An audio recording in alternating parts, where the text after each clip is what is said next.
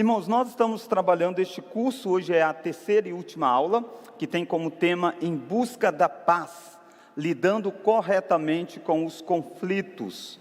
Então este curso eu vou trazer novamente aquela primeira parte inicial, para aqueles que estão pela primeira vez, só para você saber o propósito e as aulas, né? Não tem como a gente repetir as aulas, mas aqui uma pequena ementa do que nós estudamos, qual que era o nosso objetivo e qual que é, né, o nosso objetivo ainda na aula de hoje. Então o propósito deste pequeno curso é enxergar o conflito pela ótica de Deus. Conflito é algo que acontece, não apenas, eu não estou pensando em conflito simplesmente dentro da igreja, entre um membro da igreja e outro, ele também está sendo abordado. Mas conflito acontece dentro do casamento, acontece pai e filhos, acontece na relação de trabalho, acontece entre amigos, conflito acontece o tempo todo. Então, é a gente enxergar todos esses conflitos a partir da ótica de Deus. Deus nos ensina sobre isso. E a partir daí, então, nós lidarmos biblicamente com o nosso próprio coração. Quando nós estamos num conflito, a gente precisa lidar corretamente com o nosso coração. Terceiro, buscar a reconciliação. Então, um dos objetivos nossos é também buscar a reconciliação com este curso. E, por fim, manter a fidelidade a Deus, mesmo quando a paz não acontece. Então, mesmo se a paz não acontecer, há um caminho de você manter-se fiel ao Senhor. E este deve ser, então, o nosso ponto. Para isso, nós estamos seguindo este livro aqui, Em Busca da Paz. Ele é o roteiro que eu estou adotando, e você vê, inclusive, o material que eu estou utilizando, boa parte é copiado do livro, colado, feito algumas adaptações. Um segundo livro que está me dando suporte também é este, Resolução de Conflitos, do Lô Priolo. O primeiro é do Robert Jones. E um terceiro livro, esse não é sobre conflito em si, mas é um livro que nos ensina a enxergar o próximo. Enxergar o próximo como sendo alguém que é santo, sofredor e pecador. Muitas vezes a gente é simplista nas nossas definições. E lembra que o nosso Deus é triuno. Você não consegue definir Deus se não for a partir pelo menos de 3 pessoas, Pai, Filho e Espírito Santo. Então nós temos que ter uma noção mais ampla da realidade. A realidade não é só aquilo que você olha no primeiro olhar. Então o indivíduo, principalmente aqui no caso, aquele que é um convertido a Cristo, ele é um santo, Cristo morreu por ele. Ele é um sofredor e ele é um pecador. E essa é a mesma pessoa que você está lidando no conflito se ele é um cristão. Se ele não é um cristão, ele continua sendo um sofredor e um pecador, porém com dinâmicas diferentes e com objetivos diferentes e com propósitos diferentes pelos quais ele está sofrendo, né? O que nós vimos? Na primeira aula, foi a aula intitulada Deus da Paz e a Visão Bíblica do Conflito. Naquela ocasião, o objetivo foi então fazer uma abordagem teológica dessa mudança da forma como enxergar o conflito. O conflito não deveria ser algo estranho, você não deveria achar estranho acontecer um conflito no meio da igreja, acontecer um conflito com alguém. Sim, em um mundo quebrado pelo pecado, desde Gênesis 3, até o dia da restauração de Cristo, antes da restauração de Cristo, você encontra conflitos o tempo todo. Então o conflito é algo inevitável, porém ele é cheio de oportunidades para ser tratado, e é algo sério. O fato dele ser inevitável não significa que você pode carregar conflitos com você mesmo, sem tratá-los corretamente.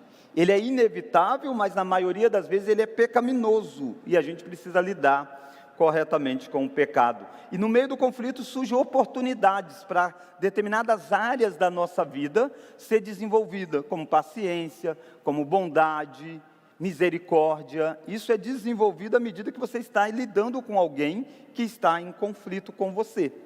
A segunda aula, que foi a aula passada, nós entramos no coração do conflito em si. E aí nós abordamos sobre arrependimento e confissão. O nosso objetivo era compreender que o maior problema do conflito mora dentro de nós e não apenas no outro. Então a gente precisa tirar a trave que está nos nossos olhos para que a gente veja o cisco do olho do próximo. Então esse foi o grande ponto que a gente lidou, como que sentimentos, desejos, né? E a ideia de desejos, muitos desejos são lícitos. Mas como que desejos lícitos facilmente escalonam e se tornam exigências, e a partir de exigências o indivíduo define então punir aquele que não cumpre com a exigência que o desejo dele tem. E aí ele entra em um conflito, e aquele desejo passou a ser um desejo desgovernado. Na ocasião eu ilustrei, por exemplo, com o desejo da mulher de ser amada pelo seu esposo. Então a esposa deseja sentir-se amada.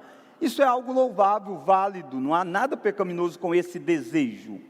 O problema é quando esse desejo escalona ao ponto de você fazer exigências, e se essas exigências não são cumpridas, você peca para poder saciar o seu desejo. Então, já que você não está sendo correspondida nesse desejo, então você parte para a sua reação pecaminosa à pessoa. Isso é duro para nós, porque a gente é acostumado muito com uma mensagem que nos deixa tranquilo na nossa situação. Mas lembra, somos sofredores, mas também somos pecadores. O fato de alguém estar sofrendo, e pensa nesse exemplo que eu dei, é uma obrigação, inclusive, do marido, amar a vossa esposa, é uma ordem bíblica. O marido que não está demonstrando amor, ele está em pecado. Mas isso não dá à parte sofredora o direito de reagir de qualquer jeito, porque nessa reação, ela tem que agradar a Deus, e nós não podemos desagradar o Senhor. Então essa é a grande base dos conflitos, desejos que nós temos, muitas vezes lícitos, mas que agora se tornam senhores em busca de dominar o nosso coração. Então tudo isso a gente viu, né, com muitos detalhes, e o texto base para isso é Tiago capítulo 4, se não me falha a memória. Hoje nós vamos abordar a terceira aula, que tem como título perdão, reconciliação e quando a paz não acontece. Hoje nós vamos lidar principalmente com aquele que está tendo que lidar com algo que aconteceu com ele. Se na aula passada é a ideia de você não deve fazer isso com o outro, agora é aquele que está sofrendo uma injustiça. Como que ele deve então reagir? É necessário perdão, reconciliação, e quando a paz não acontece, né? Qual que é o nosso objetivo com isso? É ensinar a amar de forma prática, mesmo quando o outro não responde como esperamos. Então esse é o nosso tema da terceira e última aula. Eu confesso que eu me preparei bastante para essa aula, para esse curso, orando a Deus durante um tempo, lendo materiais diferentes, porque eu acredito mesmo que essa matéria aqui pode mudar muito a sua forma de viver. Pode mudar muito a forma como você vive dentro de casa, no trabalho, na igreja. Então nós estamos lidando com área que pode transformar muito você. Então gostaria que você fizesse uso deste material, ouvisse. Se você já assistiu às aulas, já esteve presente, reveja, né? É muito conteúdo, é muito rápido, por causa do nosso tempo aqui, é muito corrido. Você pode fazer anotações, perguntas, pode marcar comigo, você diz, pastor, eu queria lidar melhor com isso. Eu estou à disposição para a gente sentar, conversar, crescer nessa área. É uma grande oportunidade para que você mude a forma de se relacionar com as pessoas. Então, o nosso roteiro que nós seguimos é baseado no livro do Robert Jones, como eu disse, e o grande ponto é esse aqui. Tudo que nós estamos vendo é uma resposta à graça de Deus. Quem primeiro está interessado em paz é Deus. Deus nos reconciliou com Ele. Conflito está conectado a pecado original. Sem o primeiro pecado de Adão, não havia nenhum conflito. Não havia conflito do homem com Deus e nem conflito do homem com o próximo. Mas assim que entrou o pecado no mundo, quando Adão e Eva comem daquele fruto, há conflitos acontecendo. Conflito é o primeiro resultado do pecado. E aí então há um conflito do homem com Deus, então ele está em conflito com Deus, por isso ele se esconde, e ele passa a entrar em conflito com aquele que está próximo dele. Adão e Eva brigam pela primeira vez na vida deles. Há um conflito entre eles quando eles pecam. Isso então nos mostra que Deus é o Deus que está muito interessado em reconciliação, porque Cristo veio ao mundo exatamente para ser chamado do príncipe da paz. Então ele veio fazer paz conosco, estabelecer essa paz com Deus, que já aconteceu para aqueles que estão em Cristo. Nós já estamos em paz com Deus. Ele nos deu o Espírito que habita em nós e é capaz de nos dar uma paz interna. e nós somos chamados a viver em paz uns com os outros. Mas somente no último dia que essa paz será definitiva, essa do relacionamento. Porque tem um versículo bíblico que diz: no que depender de vós, tende paz com todos. Perceba, ela já está partindo do pressuposto que no que depender de você, porque tem momentos que isso transpõe a você, e aí não depende mais de você. Então, nesse mundo, enquanto Jesus não voltar, a paz plena não vai acontecer com o próximo, com todas as pessoas. Então, isso só vai acontecer quando Cristo voltar, onde a paz, o shalom vai se estabelecer novamente. E aí a paz nossa com Deus, que já é real, a nossa paz interna, que já é real, e essa paz circunstancial ou social, que já é progressiva diante da nossa santificação, essa se torna plena quando Cristo volta. E aí então nós vimos que o caminho para isso tem, em resposta a essa graça de Deus, nós precisamos agradar a Deus. É a primeira seta, agradar a Deus. Essa é o grande ponto da nossa mente. Nós temos que tirar o olho do próximo, do conflito, e a pergunta que você precisa responder para você mesmo é: como eu vou agradar a Deus diante disso que eu estou vivendo? A pessoa que precisa ser agradada é Deus, a primeira pessoa. Não é você, nem é o próximo com quem você está tendo conflito. A pessoa que precisa ser agradada é Deus. Muitas vezes, agradar a Deus vai fazer com que você agrade a pessoa com quem você está tendo conflito, e muitas vezes até agradar você mesmo. Mas a ordem é importante. A prioridade é agradar a Deus. E as pessoas se perdem nisso. Quando as pessoas estão em conflitos, normalmente ela está focada no outro e ela não se preocupa com a pessoa mais ofendida dessa briga, que é Deus. A pessoa mais ofendida num conflito não é você e nem é a pessoa a quem você feriu. A pessoa mais agredida é Deus. Por isso que Davi, ao cometer o pecado terrível contra Betseba, de ter relação sexual ilícita com ela, ao cometer o pecado terrível contra Urias, de matar Urias, ao cometer pecado terrível contra o povo de Deus, ele era o rei, e ele está dando péssimo exemplo. Ele pecou contra esse grupo todo de pessoas. Quando ele escreve a sua confissão, ele começa dizendo: Senhor, pequei contra ti somente fiz o que é mal perante os teus olhos. Terás tido por justo no teu julgar e tudo mais. Perceba a ênfase: eu pequei contra ti. Então essa é a grande realidade nossa. Então nós vimos isso, né, na aula passada, vimos esse segundo item, o arrepender-se, a necessidade então da gente se arrepender honestamente nessa relação.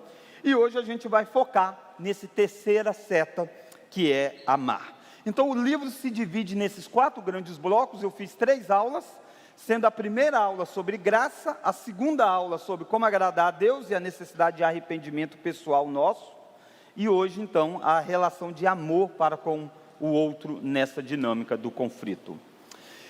No passo de agradar a Deus é o motivo fundamental da nossa existência. No passo de arrepender-se tem a ver de remover a trave do nosso olho. Eu estou citando aqui um versículo de Jesus: tira a trave do teu olho para você ver o cisco do próximo. Então tem um conflito? Olha primeiro para os seus erros, e todos nós temos erros. E na perspectiva de Jesus, nós devemos dar mais peso para os nossos erros do que para o do outro, independente qual seja o do outro. Quando Jesus disse assim: veja primeiro a trave que está no teu olho, para depois ver o cisco que está no olho do teu irmão, Jesus não falou isso numa conversa individual. O que é uma conversa individual? Alguém chega e conta o que aconteceu, aí Jesus diz: olha, tira a trave, porque o que você tem é maior do que o outro. Não, Jesus falou isso num grupo coletivo. Jesus diz: tira a trave do teu, para você ver o cisco do olho do próximo. Então imagine aqui, você está aí eu estou dizendo para você: tira a trave do seu olho, para depois você ver o cisco do olho do próximo. Você vai ouvir isso e você vai olhar para a trave no seu. Tá, mas o próximo que está do seu lado, ele está ouvindo e para ele a trave é o que está no olho dele. Então perceba, quem está ouvindo que deve ter a consciência de que o pecado dele é mais grave, porque é nele, do que o pecado que está no outro. Jesus não estava dizendo o pecado em si, qual que é maior ou menor. Ele está dizendo a nossa percepção ao lidar com o pecado do próximo e com o nosso. A gente deve colocar mais peso no nosso. O nosso é uma trave, o do outro é um cisco, e isso está atrapalhando essa relação. Hoje, então, como eu disse, nós vamos focar no amar ao próximo, né? Amar a Deus, mas agora sendo manifestado no amar o próximo. Como que a gente lida com o conflito, então, nessa dinâmica? Primeira coisa, você precisa estar ciente de quem você é, e você precisa estar vestido adequadamente. Se você começa a se apropriar disso, isso facilita a sua forma de resolver os seus conflitos. Quem é você? Como que você está vestido para essa relação que está sendo estabelecida? Isso a gente encontra tratando da nossa identidade. Abre em Colossenses capítulo 3:12. Revesti-vos, pois como eleitos de Deus, santos e amados, de ternos afetos de misericórdia, de bondade, de humildade, de mansidão, de longanimidade, suportai-vos uns aos outros, perdoai-vos mutuamente, caso alguém tenha motivo de queixa contra outrem. Assim como o Senhor vos perdoou, assim também perdoai vós. Perceba uma ordem aqui, de nós suportarmos uns aos outros, de nós perdoarmos mutuamente, e o padrão é, como Deus nos perdoou, então a gente também tem que perdoar o próximo. Mas o que às vezes passa despercebido, é que isso vem depois de algumas coisas que Paulo falou. Paulo falou que nós devemos nos revestir, vestir corretamente, de acordo com a nossa identidade. E a nossa identidade aí é que nós somos eleitos, está aí no verso 12, ou seja, Deus escolheu você na eternidade passada. Isso traz o que para você? Segurança. Se Deus te aceita, a rejeição humana perde o poder. Então, imagine essas relações que a gente estabelece. A gente dá muito peso na aceitação que nós teremos da parte do outro. Mas quando você olha para a sua identidade, você é alguém escolhido por Deus, eleito por Deus, desde a fundação do mundo. Então Deus escolheu você, então você sabe quem você é aos olhos de Deus, a despeito do que o outro pense sobre quem você é. O que o outro acha sobre você não muda quem você é. Isso é importante, para a gente não ficar abalados nos nossos conflitos. Não sermos vítimas das palavras injustas lançadas sobre nós. E nem também para nos inflarmos. Porque afinal de contas, essa escolha de Deus sobre nós foi incondicional. Não foi porque nós éramos bonitos, bons. Então é possível ter um relacionamento com quem não é perfeito. Nós não somos e Deus teve um relacionamento conosco. O outro também. Então nós temos que ter essa visão da identidade. O segundo aspecto dessa identidade presente aí é a ideia de santos. Nós somos santos, nós fomos separados. Deus nos escolheu e Deus nos separou para o uso dele. Proveu os meios para isso, mandou Cristo morrer por nós e aí nos torna perfeito aos olhos de Deus. E nos manda o Espírito Santo para nos aperfeiçoar na caminhada. Enquanto isso, nós não somos perfeitos, mas estamos tendo a santificação desenvolvida em nós. Então nós somos pessoas diferentes que estão agora debaixo de um relacionamento com Deus e têm regras diferentes. Nós somos santos, nós somos separados e a gente tem que responder àquele que nos separou com as regras dele. Perceba, isso vai mudar os conceitos de valores que você vai utilizar para decidir se perdoa ou não, porque você não é como aquele influencer digital, como aquele pensador que não é cristão, descreve sobre como você deve agir para quem não gosta de você. Não, calma aí, ele não é um santo, ele não tem regras de Deus sobre isso. Nós temos regras de Deus, para lidar com isso. Então a gente espera-se de nós comportamentos diferentes em conflitos. Conflitos são inevitáveis, mas para um descrente, você consegue prever mais ou menos o que ele faz. Nós somos santos, nós não podemos ter a mesma reação dele. Se estamos tendo, nós estamos falhando na nossa identidade. Quem somos? Eleitos e somos santos. Terceiro, nós somos amados, né? Está aí no texto, amados. Ou seja, Deus nos conhecendo os nossos piores pecados, conhecendo quem nós éramos, ainda assim nos amou. Percebe? Um amor incondicional. Pare de ser escravo, pare de mendigar amor do outro. Você é amado por Deus.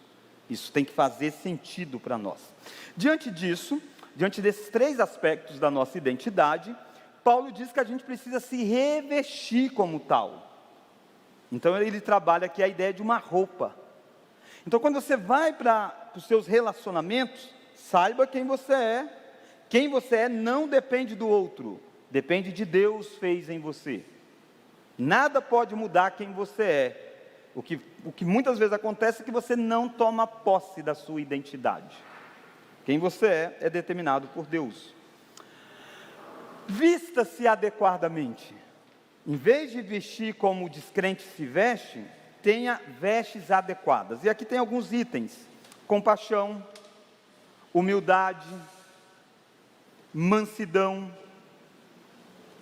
bondade, paciência. Tem mais itens aqui listados, mas esses cinco aí, percebe, são características que nós estamos elencando dessa série de coisas que Deus está ordenando. Ele está dizendo aí no verso 12, revesti-vos, pois, como eleitos de Deus, santos e amados, de ternos afetos de misericórdia, de bondade, de humildade, de mansidão, de longanimidade. Reveja os seus conflitos. Pensa, se você estiver vestindo com estas coisas, o quão menor ele não seria. Seria, vamos ser sinceros. O problema é que nós gostamos de continuar vestidos com as vestes de Adão, e não com as vestes de Cristo. Essas são as vestes do novo homem, da nova mulher, daquela que nasceu de novo, as vestes de Cristo. E aí a ordem é para que nós possamos revestir destas coisas. Bem resumido mesmo, compaixão, né? Tem a ideia de você ver o sofrimento, sentir a dor e agir para aliviar. É o oposto da indiferença, né? Você não pode ser indiferente às coisas. O grande exemplo bíblico é aquele bom samaritano. A bondade, fazer o bem ativamente, você intencionalmente fazendo o bem, mesmo a quem não merece ou quem é ingrato. Humildade é uma confiança total em Deus, que permite colocar os outros em primeiro lugar. Mansidão, a ideia de força sobre controle. Mansidão não é não ter força, não espere você não ter algo forte em você, você vai ter, mas é estar sob controle. Jesus era manso e humilde, e quando precisava, diante do pecado, ele agia ativamente.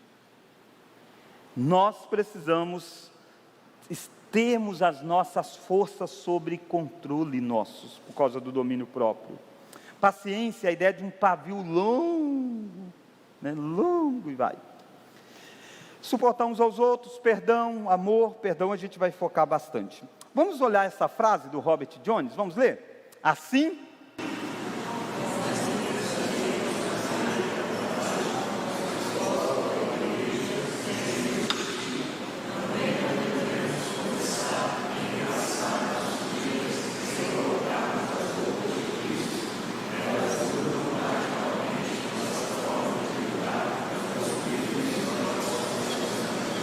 já imaginou se eu estivesse aqui de camiseta regata e um calçãozinho?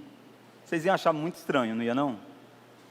Ia achar muito estranho. Eu podia ter vindo para chocar, mas eu fui covarde.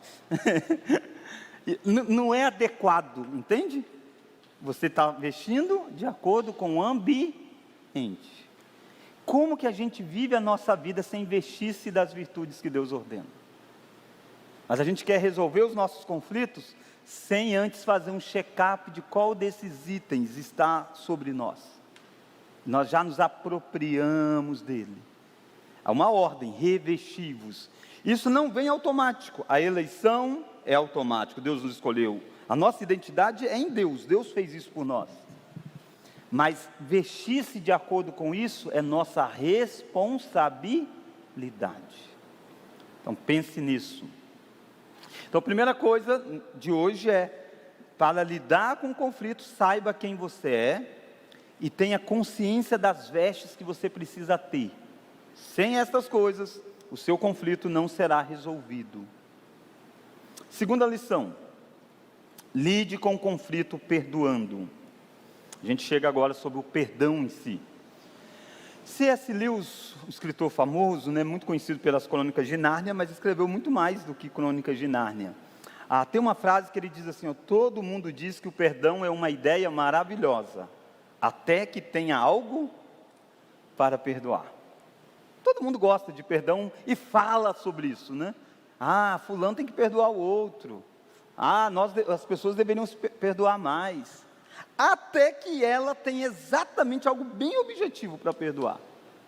C.S. Lewis diz então que é mais fácil falar sobre perdão do que perdoar, Do que perdoar. Mas você viu em Colossenses que é ordem, nós devemos perdoar assim como Deus nos perdoou. Várias vezes existe essa relação. Na oração do Pai Nosso, perdoa as nossas dívidas assim como temos perdoado os nossos ofensores, nossos devedores. Percebe a dinâmica de, assim como isso aconteceu, assim acontece. Então há uma correlação aqui, importantíssima. E quando a gente então fala de perdão, dois aspectos do perdão devem ser compreendidos. O perdão de Deus, que Deus concede a nós, e o perdão que nós concedemos aos outros. Se Deus conecta eles, dizendo que assim como Deus nos perdoa, a gente deve perdoar o outro. Então, para mim saber como que eu perdoo o outro, eu preciso saber como que é o perdão de Deus. Ele é minha dádiva e Ele é o meu referencial para o meu perdão para com o próximo. Às vezes a gente chama de perdão aquilo que não é perdão na perspectiva bíblica. Perspectiva bíblica o nosso perdão é um perdão que reflete o perdão de Deus. Ele tem as características que o perdão de Deus tem sobre nós. Há uma definição do autor do livro que eu disse, do Robert Jones, que ele diz assim, podemos definir perdão como, vamos juntos? Decisão, a declaração e a promessa de Deus para aqueles que creem em Jesus Cristo, de não se lembrar de nossos pecados contra nós, por causa de Jesus Cristo. Então perceba essas três palavrinhas, é uma decisão. Deus poderia simplesmente decidir não perdoar, mas Ele decidiu perdoar, foi uma decisão dEle. Mas é uma declaração, Ele podia perdoar e não dizer isso a nós poderíamos viver a vida toda sem saber que fomos perdoados, mas esse não é o modelo de perdão de Deus. Deus decidiu perdoar e Deus declarou que Ele nos perdoou. Nós sabemos que os nossos pecados foram perdoados. Por que sabemos? Porque Ele declarou isso, Ele disse isso. E é uma promessa, Deus promete perdoar se nós confessarmos os nossos pecados. Promete perdoar se nós estamos em Cristo Jesus. Então não existe uma possibilidade, mas será que Ele vai? Se for isso.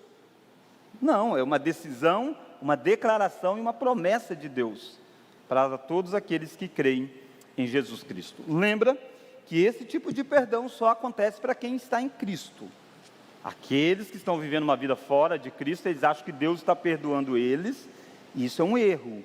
Eles estão debaixo da ira de Deus. Efésios diz que Deus está irado com eles.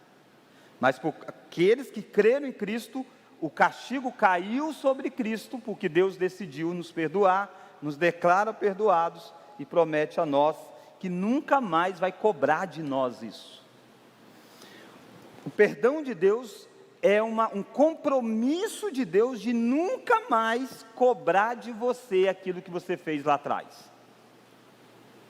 Perceba quão difícil é nós exercermos esse perdão.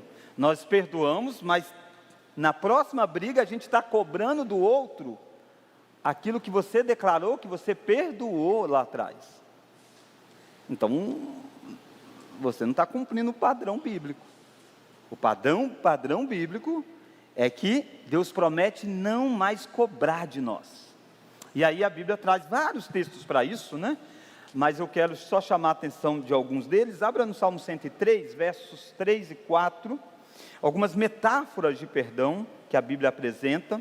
Então, como eu tenho dito, é importante que você tente pegar o curso todo. A ideia, o nosso coração é muito pecaminoso, a gente escolhe aquilo que a gente gosta e absolutiza aquilo.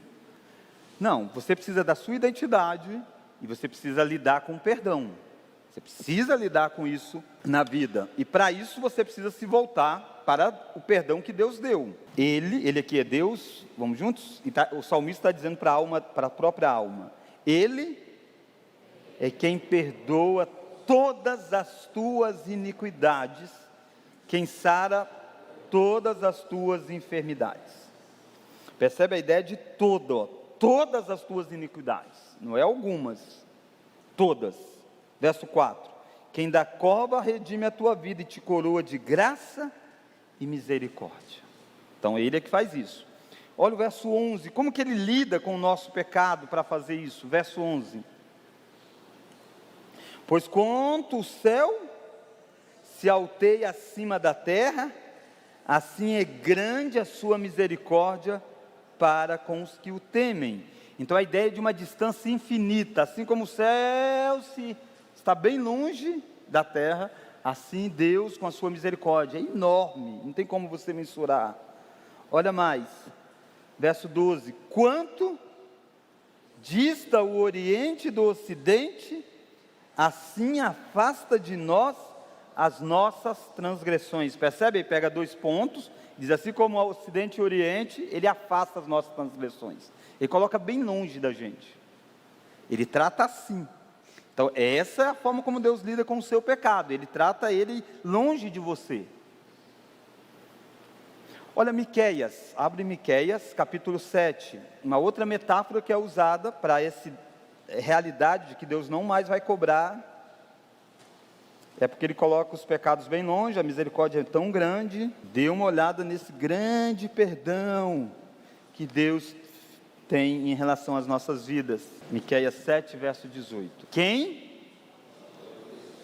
é semelhante a ti, que perdoas a iniquidade e te esqueces da transgressão do restante da tua herança. O Senhor não retém a tua ira para sempre, porque tem prazer na misericórdia.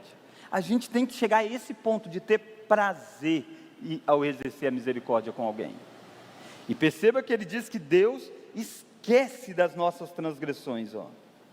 Quem é Deus, ó Deus, semelhante a ti, que perdoas a iniquidade e te esqueces da transgressão? Tornará a ter compaixão de nós, pisará aos pés as nossas iniquidades, vamos juntos?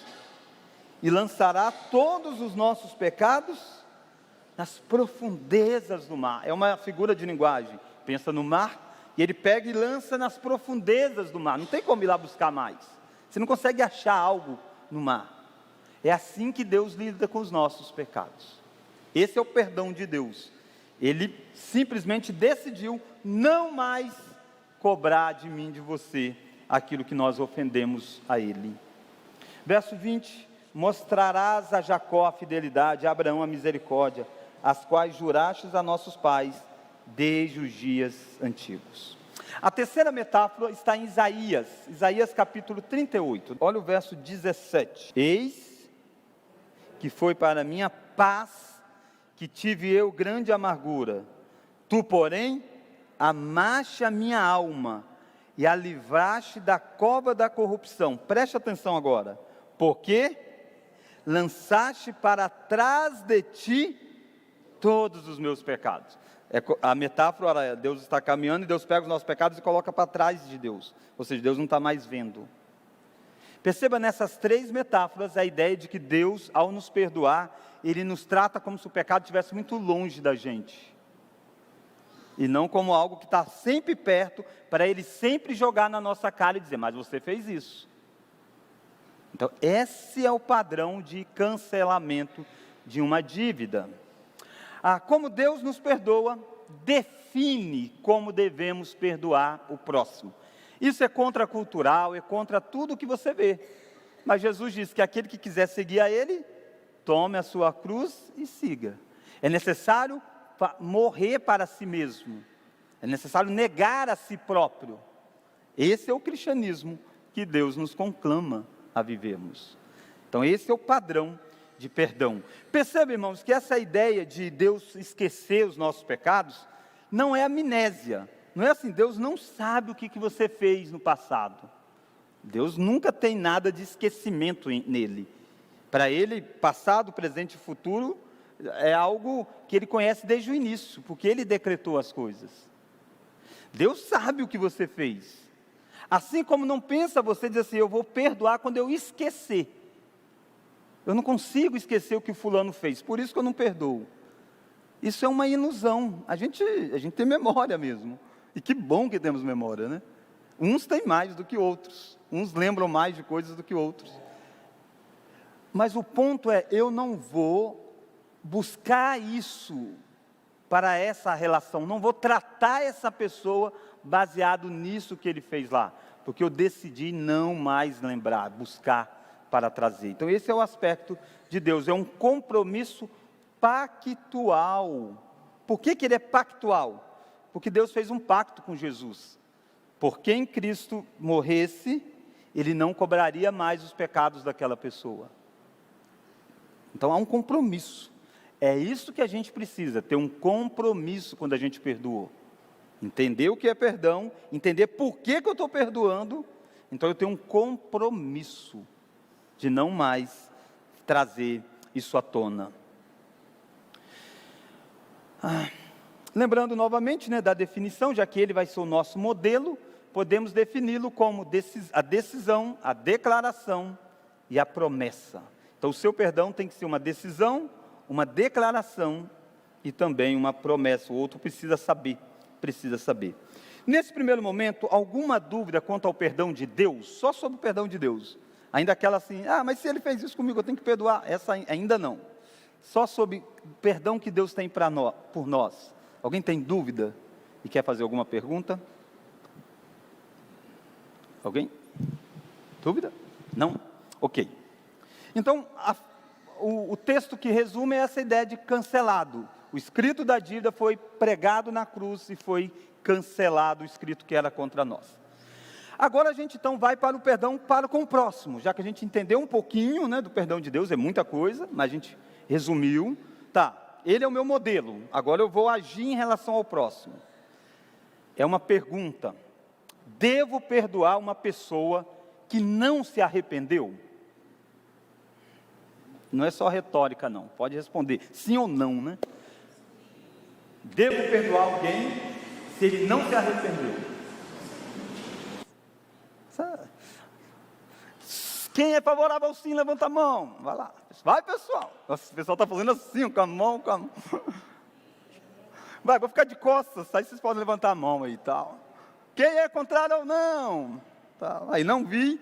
Depois, Ariel, você filmou, que aí eu quero ver no vídeo. Brincadeira. 2 textos bíblicos, dá uma olhadinha. Lucas 17:3. Acautelai-vos, se teu irmão pecar contra ti, repreende-o. Se ele se arrepender, perdoa-lhe. Diante desse texto, vou perguntar agora de novo: devo perdoar uma pessoa que não se arrependeu? Diante desse texto que você acabou de ler, diante só do texto por enquanto, não precisa fazer teologia agora não, só no texto. Não, só no texto, calma aí, não saia, fica aqui até o final. Diante do texto a resposta é não. Ele está dizendo se, olha lá, se ele se arrepender, perdoa-lhe. Então se ele fez algo contra você, você tem a obrigação de ir até ele. Se você não for, você está em pecado. Você tem que chegar até ele e dizer para ele: olha, aconteceu isso, isso quebrou isso e tal. E ele diz: não estou nem aí, e tal. Nesse texto está dizendo: você não precisa se perdoar. Se ele se arrependeu, você perdoou. Aliás, numa certa dinâmica do perdão de Deus para conosco, Deus perdoa quem não se arrepende? Não.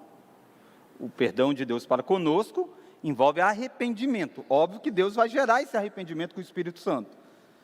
Mas quando perguntaram para Pedro: o que devo fazer com os meus pecados? Ele diz: arrependei-vos, e aí serão cancelados.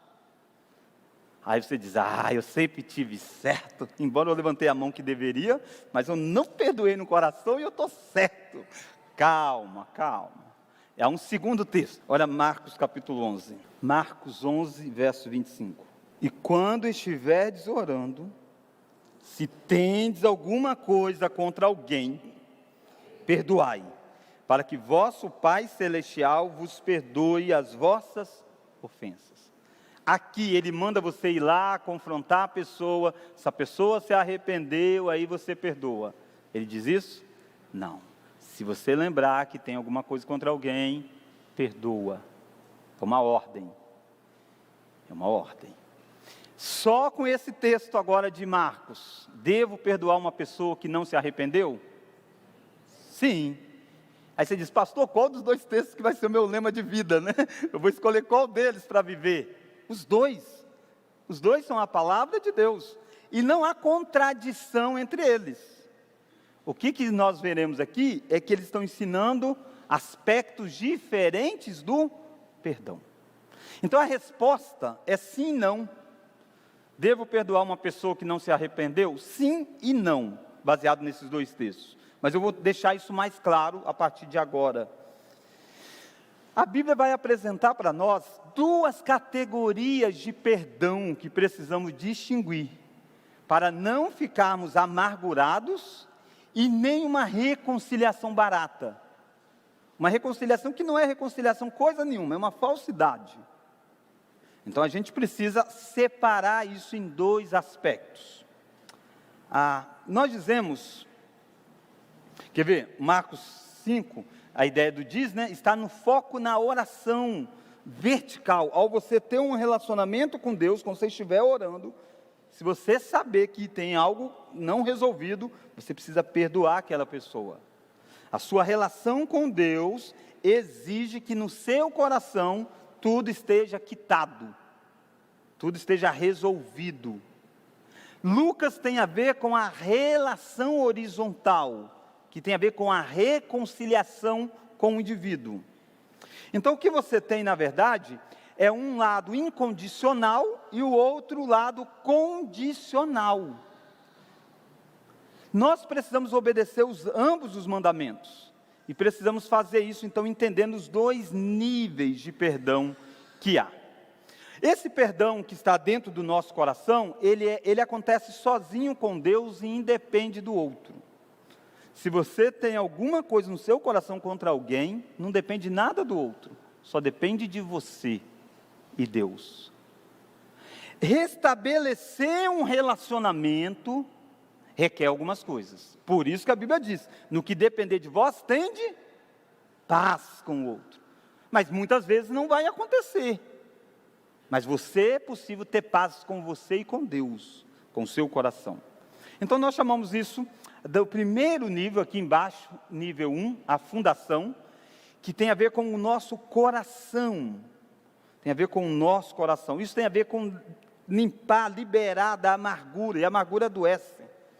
A segundo nível do perdão tem a ver com a superestrutura, que é a ideia do eu e o ofensor. Aí então eu vou trabalhar a minha reconciliação. Onde que começa o perdão? Sempre no primeiro nível. Sempre começa no nosso coração. Quando eu vou confrontar outra pessoa, eu já decidi no meu coração perdoar ela. O que eu estou indo em busca é do quê? Do relacionamento. Do perdão já aconteceu. Do perdão do meu coração. Agora, do relacionamento, A gente não pode simplesmente esquecer que jogar uma pá de cal e a pessoa continuar fazendo, e às vezes ela nem sabe que o que ela faz é algo errado contra você. Então precisa haver uma conversa. Mas esse é o segundo nível. Primeiro nível é do nível do coração. A maioria das vezes, as pessoas aprendem aquele versículo bíblico, né? Se alguém fez alguma coisa contra você, vai com teu irmão. Mas ele vai sem ter resolvido isso no coração. Ele vai para desabafar, jogar, brigar com o cara mais ainda. Primeiro resolve no seu coração, vai imediatamente, não pode deixar isso ficar postergado. Porque não existe essa história assim, não, eu estou perdoado aqui no coração, eu só não quero ter relacionamento com ele. Essa frase não é de perdão. Você pode ter a frase do seguinte: eu tentei ter relacionamento com ele e não foi possível. Ok. Mas dizer que eu não quero ter relacionamento com ele, é porque não está perdoado ainda dentro do coração. Ok? Vamos tentar olhar um pouquinho desse aspecto do perdão interno, do coração. Meio que dar uma corrida, né, por causa do nosso tempo. Nós precisamos fazer o que para a gente encontrar esse tipo de perdão?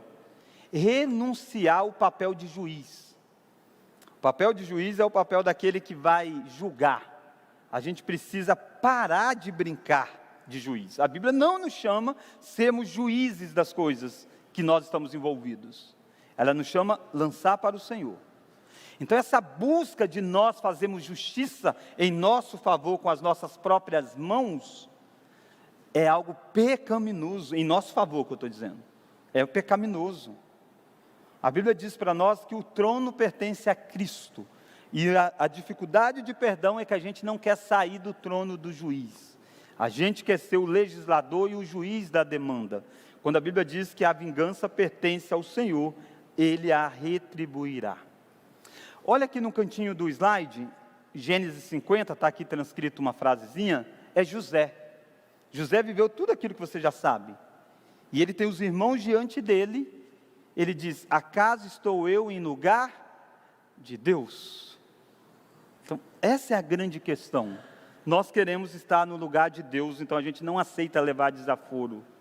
Não aceita ser injustiçado. A gente não acredita na justiça que acontecerá se ela for entregue a Deus. Ou a gente não quer esperar a justiça que vem de Deus. A gente precisa decidir entregar as nossas demandas ao juiz que é o Senhor. Nós precisamos então esvaziar a mágoa. Efésios nos lida com essa ideia de não permitir que o pecado do outro gere pecados em nós. Perceba aquilo que eu tenho tentado falar muito. Eu não estou negando que os outros estão pecando, a gente até falou isso um pouco da aula passada. Mas Deus quer você nessa questão, Ele lida com o outro. A nossa reação não pode ser pecaminosa. A amargura é um pecado. Independe do que o outro fez com você. Você está amargurado, isso é pecado. Você está pecando contra Deus. Dá uma olhadinha em algumas coisas. Amargura, né, uma definição aqui é que ela não é apenas uma raiva momentânea, mas ela é aquela raiva assentada. É uma postura hostil contra a pessoa. Muitas vezes a gente está num conflito, erramos, iramos e falamos algo, isso é pecado, mas é um reflexo da ira. A amargura não, a amargura é aquilo que você fica lá, remoendo. Não é no calor do momento mais, mas está lá. E às vezes a gente gosta quando parece que está ficando para trás, a gente conta de novo para nós mesmos ou para alguém, para a gente voltar a se sentir o injustiçado da história. Então, em vez de eu estou bravo com o que você fez, isso aqui está tudo errado, não, mas isso é raiva, a amargura eu desprezo, né, quem aquela pessoa é. E como que a gente lida com isso, né, que não é fácil? Lembrar do Evangelho. Lembra da parábola que Jesus contou? Do indivíduo que tinha uma dívida enorme, impagável, e ele então foi cobrado, e ele não tem como pagar essa dívida. O rei simplesmente resolve perdoar. Essa dívida lá era em torno de 10 mil talentos. Esse indivíduo sai e encontra alguém que tem 100 denários que o deve. É uma quantidade, mas perto de 10 mil talentos não é nada. Ele não aceita ficar sem receber daquela pessoa. Essa tem que ser sempre a nossa visão de uma ofensa. Ela aconteceu contra a gente, é 100 denários, machuca, faz falta, é muita coisa. Mas olha para o perdão que Deus deu a você. Lá é 10.000 talentos. Isso nos constrange a dizer, eu não perdoo. Aquele que é perdoado, como não vai perdoar? Então ninguém pecou contra mim, tanto quanto eu pequei contra Deus. Você tem que ter isso bem claro na sua mente. Ninguém errou contra você o tanto que você errou contra Deus. E Deus perdoou. Você não pode guardar mágoa no seu coração. Então o papel de Deus nessa história, como eu já disse, como a vingança, e a natureza do pecado. Olha que coisa importante. Como que a gente está olhando aquela pessoa que nos ofendeu? Veja o ofensor como um escravo do pecado e cego espiritualmente. Isso não isenta ele de responsabilidade, mas isso nos faz perceber a natureza dupla do nosso ofensor. Ele tem culpa, ele é um rebelde, mas ele é um escravo do pecado. E ele está aqui, o ofensor no meio disso, da sua culpa com a sua escravidão ao pecado. Nesse momento a gente consegue ter o quê? Misericórdia, piedade, compaixão. Jesus olha para aqueles que estão atacando a ele e diz, Pai, perdoa-lhes, porque não sabem o que fazem. Não que eles não tenham culpa, tá? Jesus não está dizendo, Pai, perdoa porque eles não têm culpa nenhuma, tá? Eles não sabem o que estão fazendo. Não é isso. Eles são duramente culpados. Pedro vai advertir a multidão que estava lá, dizendo, vocês pecaram, se vocês não se arrependerem, vocês estão condenados. Mas o ponto aqui é, eles estão tão escravizados ao pecado, que eles nem têm consciência exata do que estão fazendo, embora seja ainda pecado. Perceba que essa visão de Jesus foi antes deles pedirem perdão, antes deles se arrependerem. Foi uma misericórdia brotando de Jesus, dizendo, olha o que o ser humano se tornou. Escravo aos desejos do coração, ao ponto de ofender o homem mais santo que existiu na história. Eu e você não devemos passar pano sobre a ofensa das pessoas, é um pecado. Mas devemos lembrar de que ele é cego espiritualmente. E se ele é um descrente, piorou. Se ele é um descrente, você não deve esperar que ele agisse diferente, não. Ele não conhece o amor que você conhece. Então isso deve tirar algumas mágoas dos nossos corações. Outro aspecto para a gente lidar com a mágoa é o espelho da falibilidade. Paulo diz que aquele que está em pé, cuidado para que não caia. Olhe no espelho e faça a seguinte pergunta: dadas as mesmas circunstâncias, históricos e tentações, você tem certeza absoluta que você não cometeria o mesmo pecado? Você não faria isso que essa pessoa fez com você, você nunca faria isso com alguém? Se ela estivesse na mesma situação, se você estivesse vivendo a mesma vida que ela está vivendo, a mesma condição, muitos fatores situacionais influenciam. Nada disso está dizendo que aquilo que o outro fez não é pecado. A gente está lidando com perdão. Perdão houve algo errado, mas eu estou decidido a perdoar.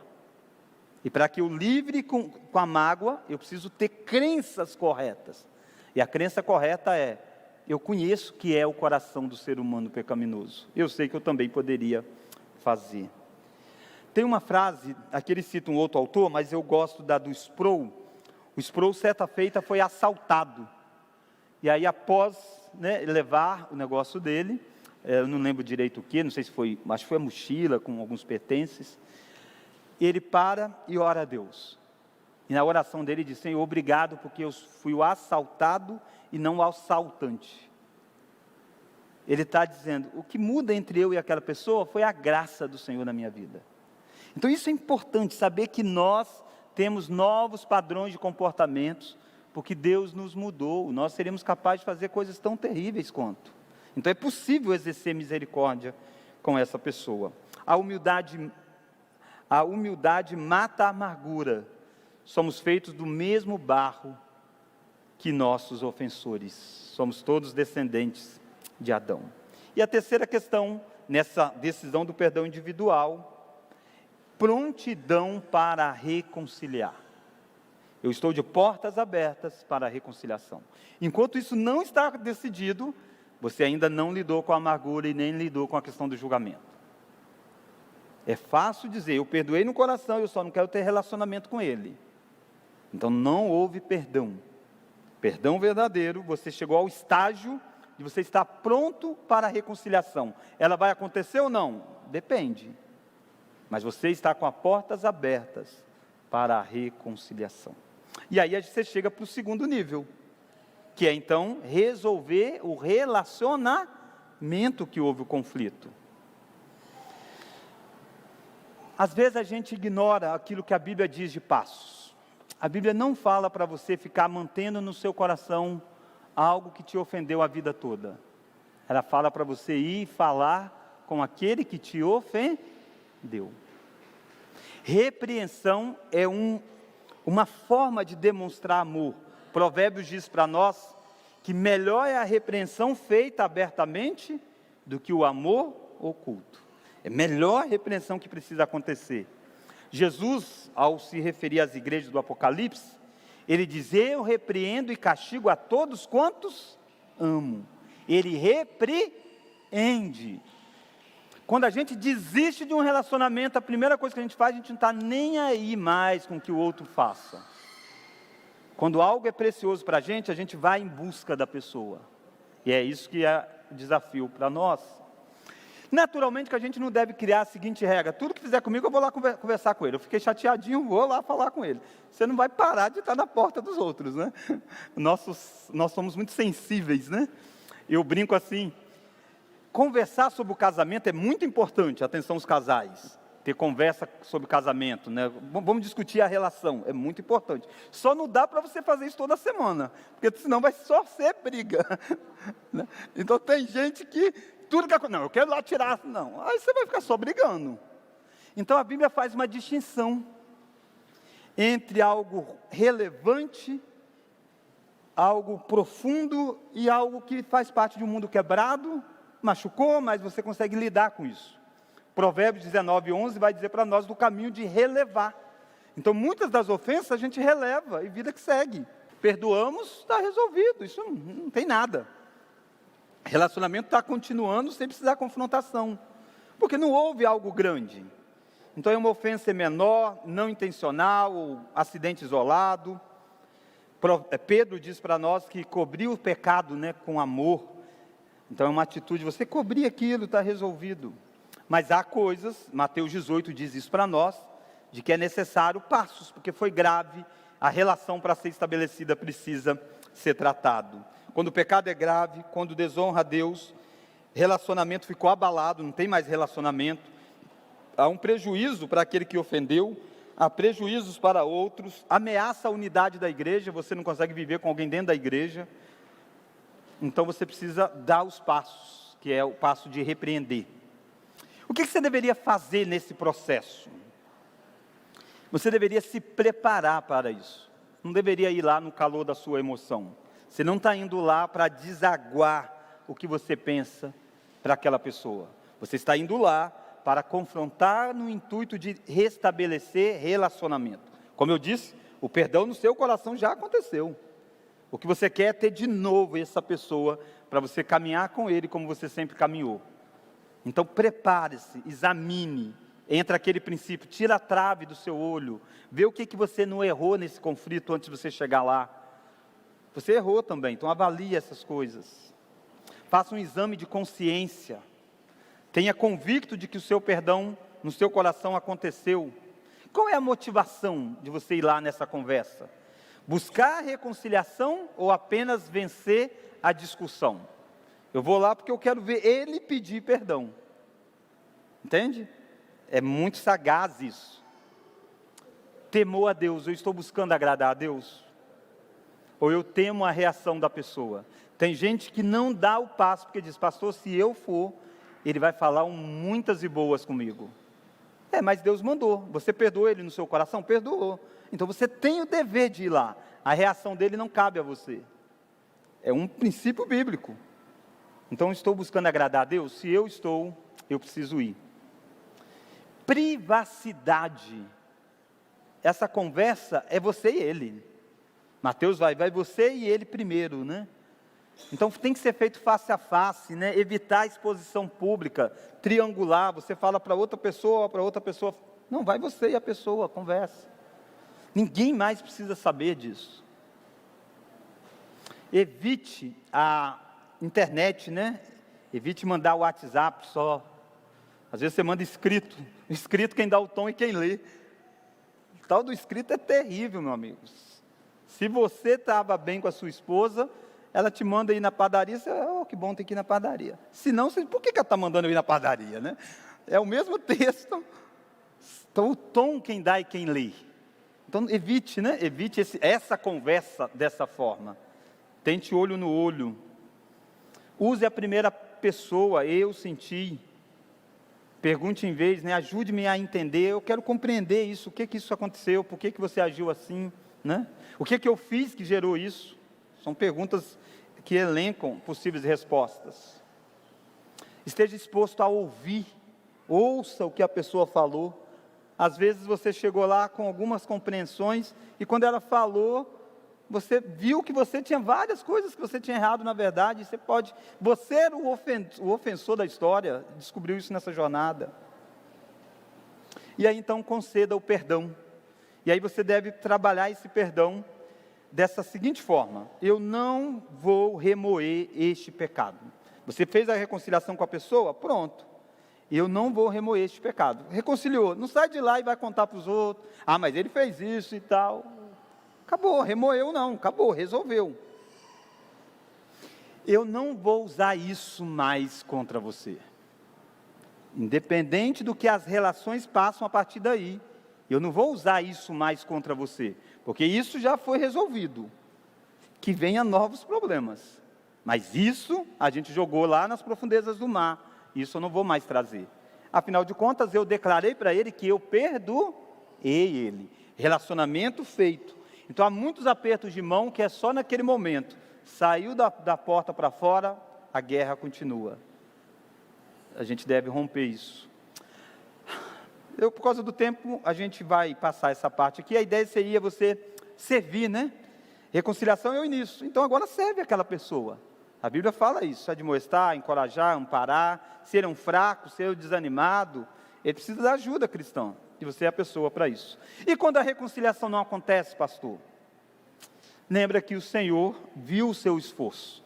Ainda que meu pai e minha mãe me abandone, o Senhor me acolherá. Então, a pessoa não quer relacionamento com você. Você não está abrigado mais com ela. Seu coração está resolvido. Mas não tem como ter relacionamento. Ela não quer, ela não reconhece erros. Ela quer viver a vida desse jeito. Continua falando de mim.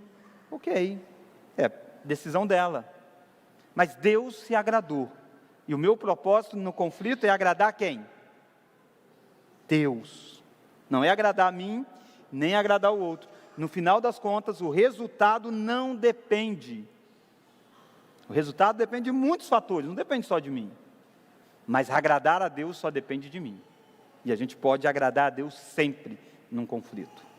E aí você pode então usar os textos bíblicos de amar o inimigo. Ele se considera seu inimigo, ok. E o que você faz com o inimigo? Ato de bondade. Você abençoa, em vez de falar mal, fala bem da pessoa.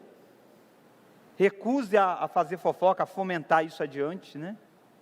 Você pode fazer o bem. A pessoa precisou de alguma coisa, está lá disposto a ajudar. Ela continua obrigado, mas você está lidando corretamente. Você deve orar, a Bíblia diz: orai pelos que vos perseguem. Então você deve orar por ele. E orar não tem nada a ver de gostar, de estar alegre, é uma ordem. A gente ora pelos inimigos. Pronto.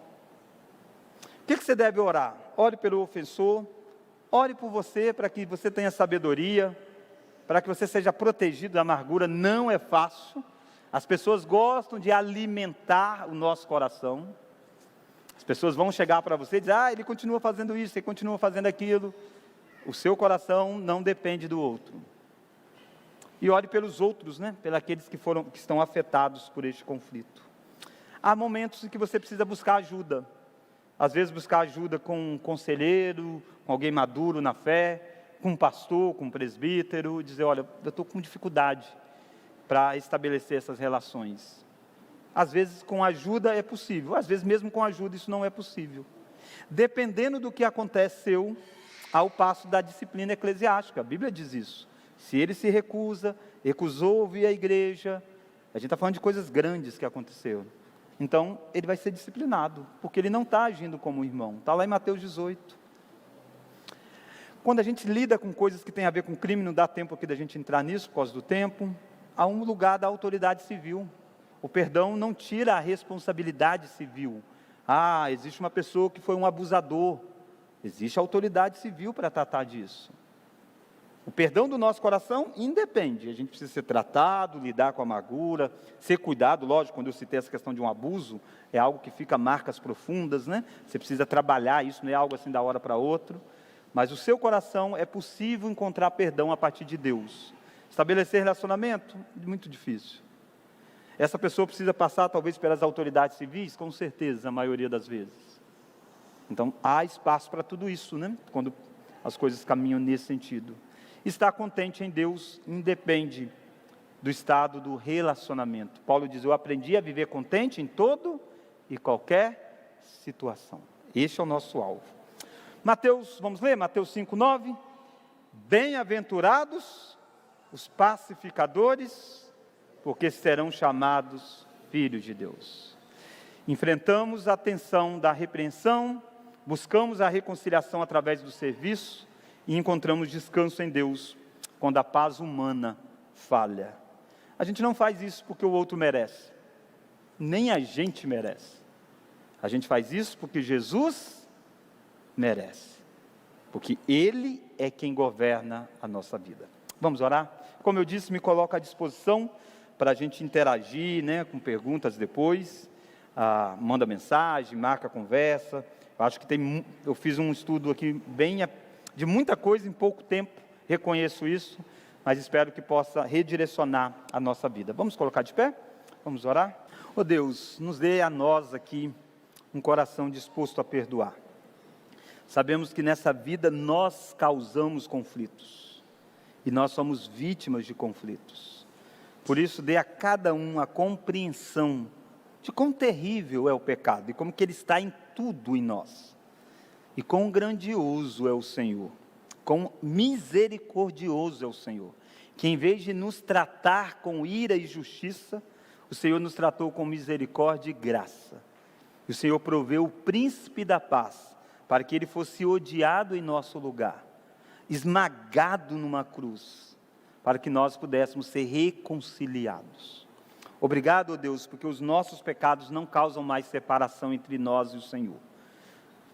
E nos dê a graça de perceber quão valioso é isso para redirecionar as coisas mínimas que nos ofendem nessa vida.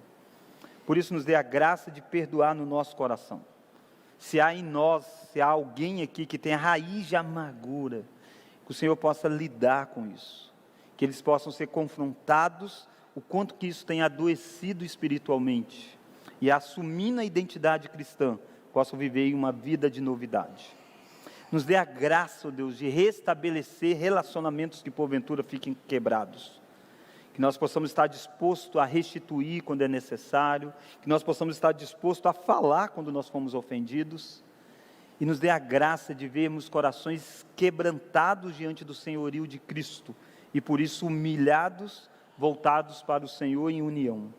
E nos dê a graça, ó Deus, de compreender que nós somos responsáveis somente pelas nossas reações. E por isso nos ensina a encontrar paz, nos ensina a encontrar obediência ao Senhor, mesmo quando o outro não quer relacionamento conosco. Abençoe a tua igreja, abençoe os relacionamentos que cada um de nós temos aqui na igreja, nas nossas famílias, nas nossas amizades, na nossa relação de trabalho. E nos ensina, ó Deus, a ministrar paz num mundo que está tão em conflito, apontando para o príncipe da paz que um dia estabelece a paz geral, que é o teu Filho. E é no nome dele que nós oramos. Amém.